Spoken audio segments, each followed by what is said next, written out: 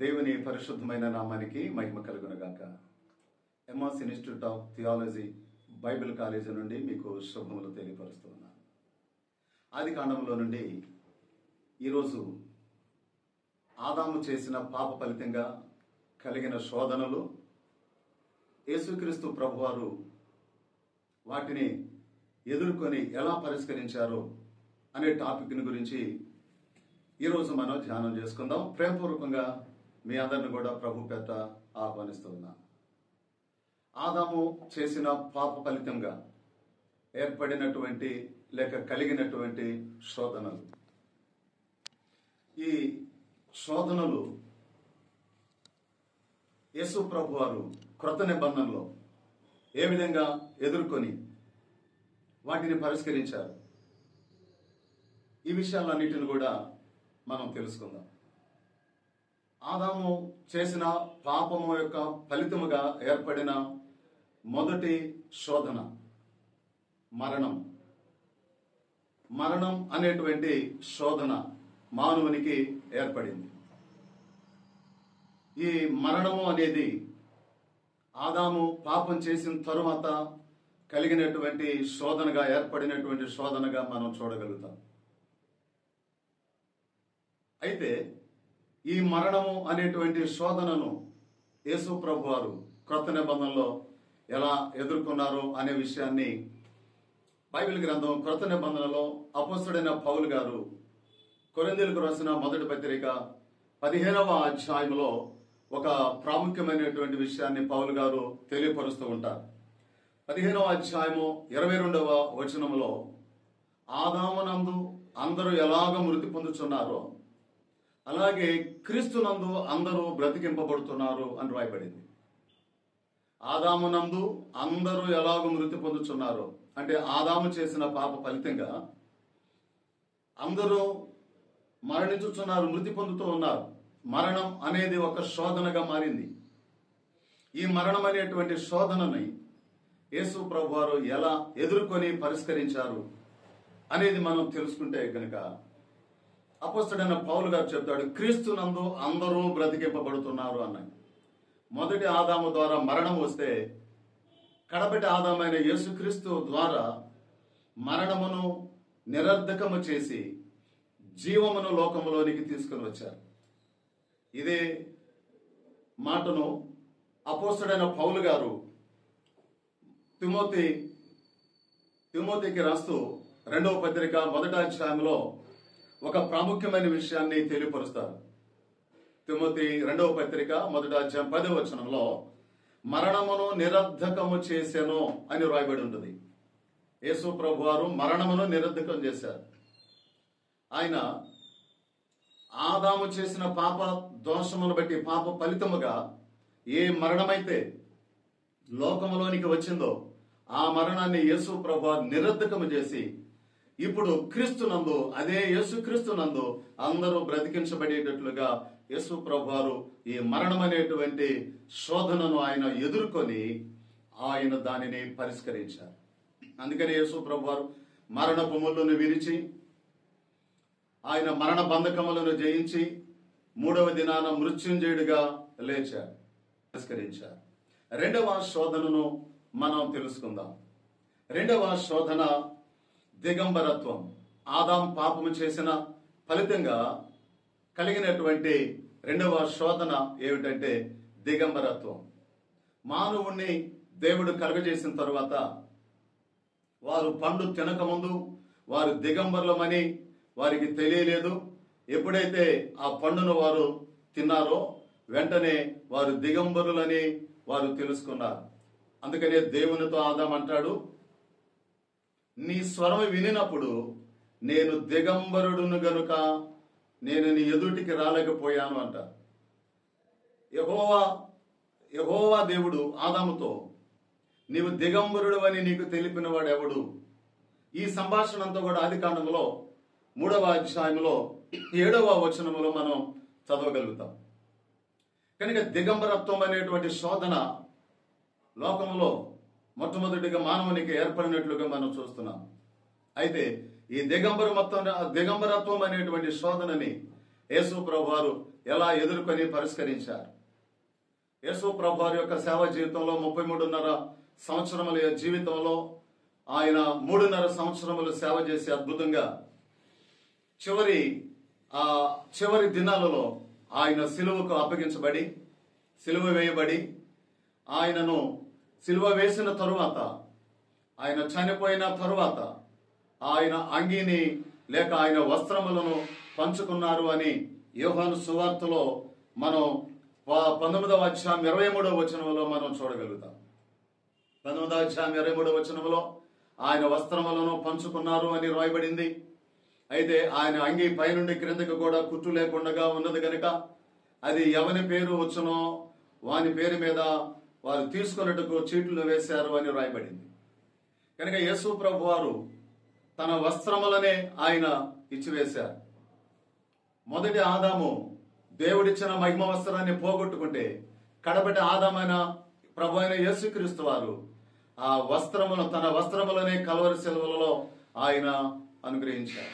ఆయన ఇచ్చిన వస్త్రము, ఆయన ఇచ్చినటువంటి వస్త్రములు ఈ రోజున ప్రతి మానవునికి కూడా అవి లభించేటట్లుగా రక్షణ వస్త్రము, నీతి వస్త్రము, స్తుతి వస్త్రము, ఉల్లాస వస్త్రము, ఈ విధంగా ఎన్నో వస్త్రములను దేవుడు మనకి అనుగ్రహించారు. మొదటి ఆదాము వస్త్రమును పోగొట్టుకుంటే కడబెట్టి ఆదాము మనకి మహిమకరమైనటువంటి వస్త్రములను ఆయన ధరింపజేశాడు. ఈ విధంగా ఆదాము పాపము చేసిన దానిని బట్టి ఏ శోధనలైతే లోకంలోనికి భూమి మీదకి వచ్చాయో ఆ శోధనలన్నీ ఒక్కొక్కటి ప్రభు అయిన యేసుక్రీస్తు వారు ఎదుర్కొని పరిష్కరించినట్లుగా పరిశుద్ధ గ్రంథంలో మనం చూడగలుగుతాం. తర్వాత 3వ శోధన శాపము, తీర్పు అనేటువంటివి మనం 3వ అధ్యాయం 17వ వచనంలో మనం చదువుతాం. ఈ 3వ అధ్యాయం 17వ వచనంలో ఆదాము శపించబడ్డాడు, అవ్వ శపించబడింది, సర్పము శపించబడింది.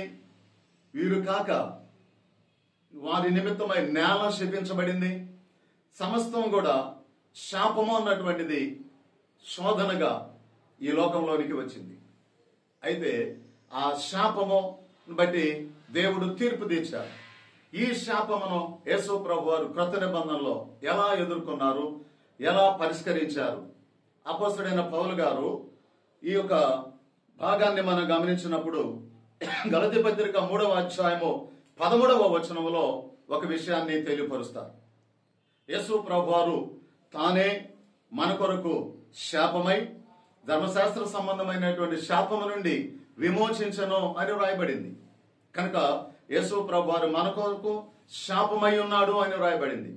మొదటి ఆదాము ద్వారా వచ్చినటువంటి శాపము ఏదైతే ఉందో అది మన లోకములో ప్రవేశించినట్లుగా చూస్తున్నాం.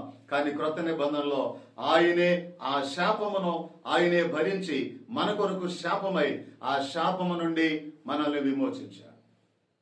ఆదాము అవ్వలు తీర్పును వారు పొందుకున్నారు.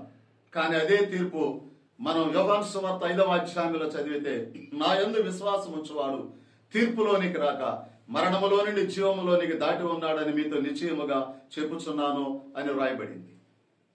కనుక ఈ విధంగా తీర్పును గాని శాపమును గాని యేసు ప్రభువారు పరిష్కరించారు. ఆదాము ద్వారా ఏర్పడిన ఆ శోధనలన్నిటినీ క్రొత్త నిబంధనలో యేసు ప్రభువారు పరిష్కరించినట్లుగా పరిశుద్ధ గ్రంథం మనకి స్పష్టంగా తెలియపరుస్తా ఉంది. ఆ తరువాత ఆదాము చేసిన పాప ఫలితముగా ఏర్పడినటువంటి మరొక శోధన అనగా 4వ శోధన దుఃఖము. ఈ విధంగా ఆదాము పాపము చేసిన ఫలితంగా వారికి ఏర్పడినటువంటి దుఃఖముల యొక్క కారణాలను మనం చదివితే ఒకటి ఏదోను తోటలో నుండి వెళ్ళగొట్టబడ్డారు. అంతవరకు ఏదైనా తోటలో ఉన్నటువంటి వారు దేవునితో కూడా చల్లపూట మాట్లాడుతూ దేవునితో సంచరించినటువంటి వారు ఇప్పుడు ఒక్కసారిగా ఏదైనా తోటలో నుంచి బయటికి వెళ్ళగొట్టబడ్డారు అంటే ఎంత దుఃఖము. ఆ తర్వాత మహిమ వస్త్రాలతో ఉన్నటువంటి వారు దిగంబరులమని గుర్తెరిగి ఆ అంజూరపు ఆకులను కచ్చడంలోగా చేసుకున్నారు. ఈ విధంగా వారు శాపమునకు గురై తీర్పునకు గురై చివరికి వారి జీవితంలో కనబడినది ఏమిటంటే దుఃఖము. ఆ దుఃఖము వారి జీవితంలో ప్రాముఖ్యంగా కనబడుతున్నటువంటి శోధన. అయితే ఈ యొక్క దుఃఖమును యేసు ప్రభు వారు ఎలా ఎదుర్కొన్నారు, ఏ విధంగా పరిష్కరించారు అని మనం క్రొత్త నిబంధనలో మత్తయి సువార్త 26వ అధ్యాయము 38వ వచనాన్ని మనం చదివినప్పుడు యేసు ప్రభు వారు ఒక పర్యాయము ఆయన సిలువకు వెళ్ళడానికి ముందుగా తన శిష్యులతో చెప్పిన మాట, నా ప్రాణము బహు దుఃఖములో మునిగి ఉన్నది అన్నారు. నా ప్రాణము బహు దుఃఖములో మునిగి ఉన్నది అన్నారు. అంటే ఆదాము పాపం చేసినందుకు దుఃఖాన్ని తెచ్చుకుంటే కడపటి ఆదామైన యేసుక్రీస్తు వారు తానే ఆ దుఃఖమును భరించి ఆ దుఃఖము ముక్కుడుగా తన ప్రాణము దుఃఖములో మునుగునట్లుగా ఆయన దుఃఖించాడు. ఆయన దుఃఖము ఎందుకు అంటే పాపమును తీసివేయటానికి. ఆదాము దుఃఖము ఎందుకంటే పాపము చేసినందుకు ఆదాము దుఃఖపడితే ఆ పాపముని తీసివేయటానికి కడపటి ఆదామైన యేసుక్రీస్తు ప్రభు వారు ఆయన తానే దుఃఖముగా మారిపోయారు. ఆయన దుఃఖించారు. ఈ విధంగా యేసు ప్రభు వారు మన దుఃఖములన్నిటిని కూడా ఆయన భరించాడు. యెషయా గ్రంథం 53వ అధ్యాయంలో కూడా మనం చదివినప్పుడు ఆయన మన వ్యసనములను భరించెను, మన దుఃఖములను వహించెను, మన ప్రతి విధమైనటువంటి భారములను ఆయన భరించాడు అని యెషయా గ్రంథంలో కూడా మనం చదవగలుగుతూ ఉంటాం. ఇలాగా ఆదాము పాపం చేసిన ఫలితంగా ఏర్పడినటువంటి శోధనలు ఏవైతే ఉన్నాయో వాటన్నిటిని ఒక్కొక్కటి యేసు ప్రభు వారు క్రొత్త నిబంధనలో పరిష్కరించినట్లుగా మనం చూస్తూ ఉన్నాం. ఆదాము పాపం చేసిన ఫలితంగా ఏర్పడినటువంటి మరొక శోధన ఏమిటంటే ముండ్ల తుప్పలు, గచ్చ పొదలు. వారు నేల శపించబడింది, ఇక నుంచి నీవు పండించేటువంటి పంట నేల ముండ్ల తుప్పలు, గచ్చ పొదలు మొలుస్తాయి అని ప్రభు చెప్పించారు. ముండ్ల తుప్పలు అనేటువంటిది మనం గమనించినప్పుడు క్రొత్త నిబంధనలో ఈ ముళ్ళను గురించి మనం ఆలోచన చేస్తే యేసు ప్రభు వారి కల్వరి సిలువలో ఆయన సిలువ వేయటానికి ముందుగా ఆయన వస్త్రములను తీసివేసి ఆయనకు ఒక అంగీని చుట్టి ఆ తర్వాత ఆయన తల మీద ముండ్ల కిరీటము పెట్టినట్లుగా రాయబడింది. ఏ ముండ్లైతే ఆదాము పాపం చేసిన ఫలితంగా భూమి మీదకి వచ్చినాయో అవే ముండ్లు, ఆ ముండ్లు అనేటువంటి ముళ్ళ కిరీటము ఆయన తల మీద గుర్చబడింది, ఆయన తల మీద పెట్టబడింది. కనుక ముళ్ళను విరిచినటువంటి వాడు, ముళ్ళు అనేటువంటి శాపము నుండి విమోచించినటువంటి వాడిగా ప్రభు అయిన యేసుక్రీస్తుని మనం చూడగలుగుతూ ఉన్నాం. మరొక విషయాన్ని ప్రియులారా మనం చదివితే ఆరవ శోధన, ఆదాము పాపం చేసిన ఫలితంగా ఏర్పడిన 6వ శోధన ఏమిటంటే చెమట. నీ ముఖము చెమటను కాచి నీవు ఆహారము తిందువు అని దేవుడు ఆదాముతో చెప్పిన మాటనైతే మనం చూడగలుగుతూ ఉంటాం. 3వ అధ్యాయము 19వ వచనం ఆదికాండంలో. ఇలాగా చెమట అనేటువంటి ఆ యొక్క శోధన అనేటువంటిది ఏర్పడింది. అయితే యేసు ప్రభు వారు ఈ యొక్క శోధనని క్రొత్త నిబంధనలో ఎలా ఎదుర్కొన్నారు, ఏ విధంగా పరిష్కరించారు అనేది మనం ఆలోచన చేస్తే కనుక వాక్యంలో మనం చదువుతూ ఉన్నాం. లోకాసు వార్త 22వ అధ్యాయము 44వ వచనంలో ప్రభు అయిన యేసుక్రీస్తు వారు ఆయన ప్రార్థన చేస్తూ ఆయన చెమట నేలను పడుచున్న గొప్ప రక్త బిందువు వల్లే మారిను అని దేవుని యొక్క వాక్యం మనకి తెలియపరుస్తా ఉంది. కాబట్టి ఆదాము పాపం చేసి చెమటను తెచ్చుకుంటే యేసు ప్రభు వారు ఆ శోధనను పరిష్కరించడానికి ఆయన రక్తమును ఆయన చెమటను రక్తంగా మార్చి మన కొరకు ఆయన ప్రార్థించినట్లుగా వాక్యం మనకి తెలియపరుస్తా ఉంది. 7వ శోధన మనం చదువుకుందాం. 7వ శోధన ఖడ్గము. ఈ ఖడ్గము మనం ఆలోచన చేస్తే జీవవృక్ష ఫలములు తినకుండగా మూయబడినటువంటి ఆ యొక్క ద్వారము మూయబడటానికి ఖడ్గమును అడ్డుగా దేవుడు పెట్టాడు. ఖడ్గ జ్వాలలను దేవుడు నిలిపాడు. అంటే వారు దాటి జీవవృక్ష ఫలముల యొద్దకు వారు వెళ్ళకూడదు, తినకూడదు అని. ఈ వచనాలను మనం గమనించినప్పుడు దేవునికి ఒక ప్రణాళిక ఉంది, దేవునికి ఒక ఉద్దేశం ఉంది. అందుకే ఆ విధంగా యేసు ప్రభు వారు పిల్లల మనం కొత్త నిబంధనలో కూడా ఆ విధంగా పరిష్కారం ఏ విధంగా ఆయన పరిష్కరించారని కూడా తర్వాత మనం చూడగలుగుతాం. కనుక దేవునికి ఉన్నటువంటి ప్రణాళిక, దేవుని యొక్క ఉద్దేశం అది. కనుక ఆ విధంగా ఖడ్గజ్వాలను దేవుడు నిలిపిన తర్వాత అక్కడ ఏర్పడినటువంటి శోధనగా మనం చూస్తూ ఉంటాం. అయితే ఏ ఖడ్గమైతే ఆ ద్వారము దగ్గర లేక అక్కడికి వెళ్ళడానికి ముయ్యబడినటువంటిదిగా కనబడిందో, ఇప్పుడు క్రొత్త నిబంధనలో యేసు ప్రభు వారు ఈ శోధనను ఎలా పరిష్కరించారనేది మనం ఆలోచన చేస్తే, యేసు ప్రభు వారు సిలువ వేయబడిన తరువాత ఒక సైన్యాధిపతి ఆయన దగ్గరికి వచ్చి ఆయన ఇంకా బ్రతికి ఉన్నాడో లేదో అని తెలుసుకున్నట్టుకు ఆయన ప్రక్కలో, ఆయన ఖడ్గముతో ఆయన ప్రక్కలో పొడిచెను అని వ్రాయబడింది. యేసు ప్రభు వారు అలా పొడవబడినటువంటి యేసు ప్రభులో నుండి నీళ్లు రక్తము వచ్చినట్లుగా దేవుని వాక్యంలో రాయబడింది. ఏ జీవ వృక్ష ఫలములైతే మరి యొద్దకు వెళ్లకుండగా ఏ ఖడ్గమైతే అడ్డుగా నిలబడిందో, అదే ఖడ్గము, అదే ఆయుధము, అదే బల్యము యేసు ప్రభు వారు పక్కలో పొడవబడింది.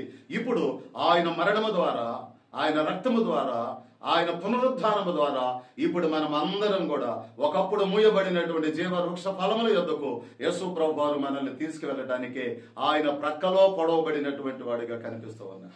మనం ప్రకటన గ్రంథములో మనం గమనించినప్పుడు 2వ అధ్యాయము 7వ వచనములో ఈ విషయాలను మనం చదువుతాం. జీవవృక్ష ఫలముల యొద్దకు ఆయన నడిపించుచున్నాడు అని వ్రాయబడింది. జీవవృక్ష ఫలముల యొద్దకు ఆయన వారిని తీసుకొని వెళ్ళును అని వాక్యంలో ప్రకటన గ్రంథం 2వ అధ్యాయం 7వ వచనంలో రాయబడింది. అక్కడ జీవవృక్ష ఫలముల యొద్దకు వెళ్ళుటకు మూయబడింది.